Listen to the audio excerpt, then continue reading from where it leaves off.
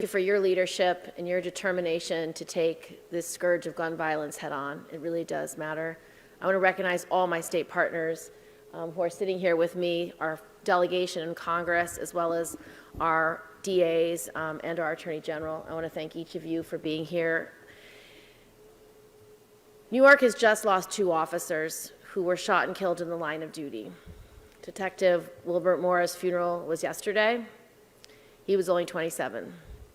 Last week, I attended the funeral of Detective Jason Rivera, who was only 22.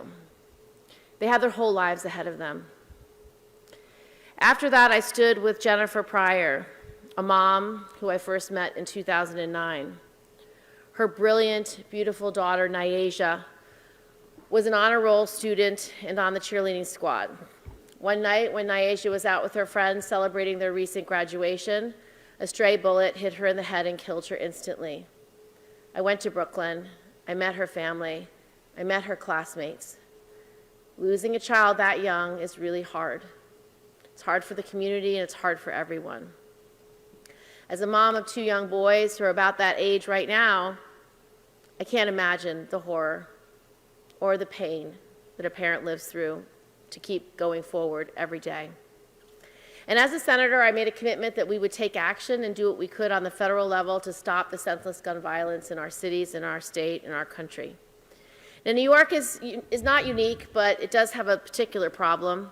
Almost 90% of the guns used in crimes in our city are trafficked guns, just as the governor said.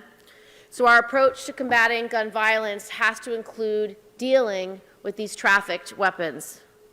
Right now, there's literally no federal law that makes it illegal to cross a state line with a trunk full of guns, get on a bus with a bag full of guns, get in your car and drive up the Iron Pipeline and sell them directly out of the back of a truck into the arms of criminals in our city.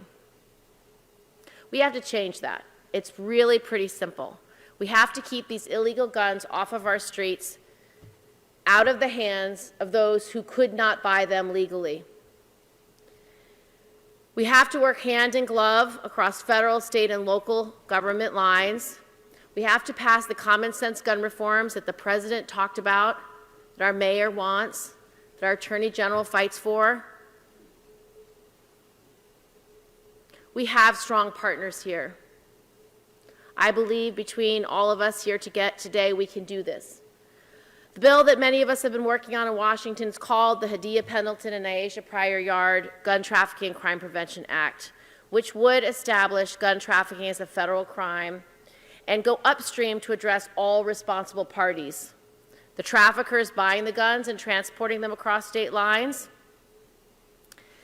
the gun dealers who knowingly facilitate or recklessly disregard the warning signs of gun trafficking, and the kingpins and organizers who plan the trafficking. When similar legislation was brought up in 2013 for a vote, it got 58 votes. You know, in the Senate we have to get 60. It was the closest we got to any common sense gun reform. This is a gun that this is a bill that Commissioner Kelly helped me write. And so I know with our new police commissioner, and I know with our governor and our mayor, and with our president, we can get this done this year. We cannot have more stories of 4-year-olds dying on park benches in Brooklyn.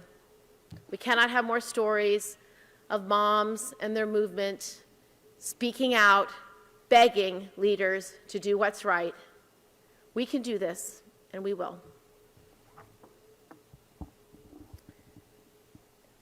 Now I'd like to introduce Hakeem Jeffries.